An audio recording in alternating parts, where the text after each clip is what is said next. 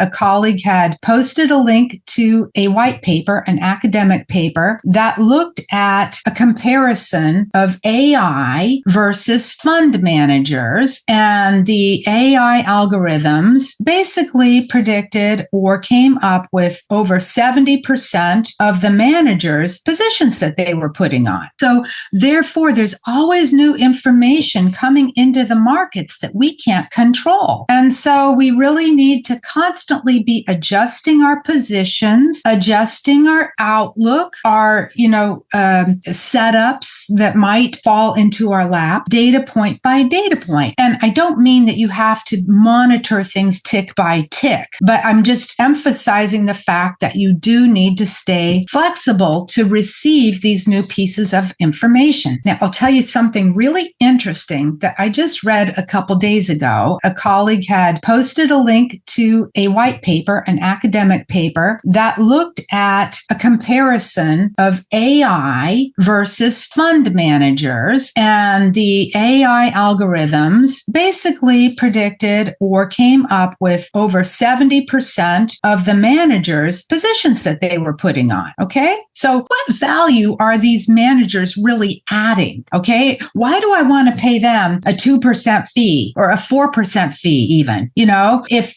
usually it's not 4% these days unless you're really, really good. But why would I want to pay anybody a fee if this AI algorithm is going to basically come up with a high percentage of the correlating positions? But what they found is the variance is that when there are these things that are not predictable, that the AI models can't foresee, when there is an outlier or an aberration or an event that AI or even the quantitative models don't know how to deal with or aren't trained on, because you can only train on past data, right? So that's where the human edge comes in. And in part, that comes from being able to process things with a background of experience, but also understanding how to put some of these event types of things in a context. And unfortunately, or fortunately, if you do have experience, that's where we are seeing a higher percentage of the profitable trades and the bigger moves. Exactly. See, I can go full circle to your initial comment when we opened our interview. Okay. It's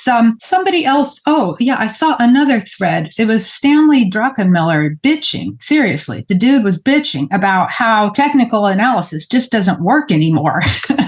Like it did 50 years ago.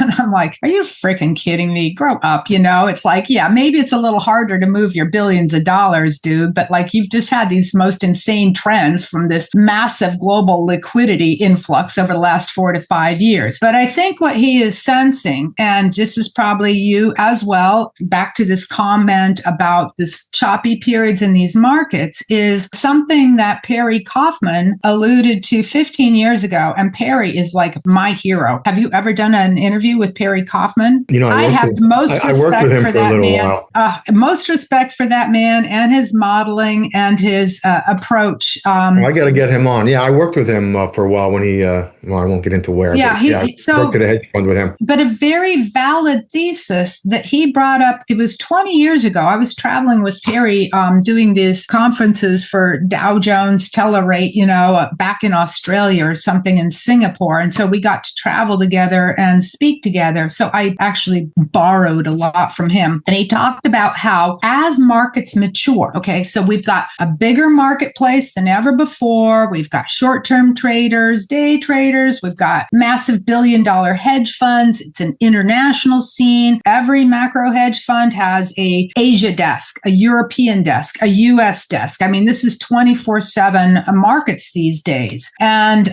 so as markets mature and we have more market participants, and you can see this is ideas on steroids now compared to how it was 20 years ago, what happens is the level of noise goes way up. If you are a trend follower, now these are Perry's words that he said 20 years ago, if you are a trend follower, you really want to seek out markets like the Malaysian rubber market, things that don't have this huge diverse participation. So stocks are probably the noisiest asset class out there, and they would be even noisier if not for that 25% expansion in the monetary base, which created this superlative momentum environment where like everybody just thought this game was easy. And at some point that party's coming to an end.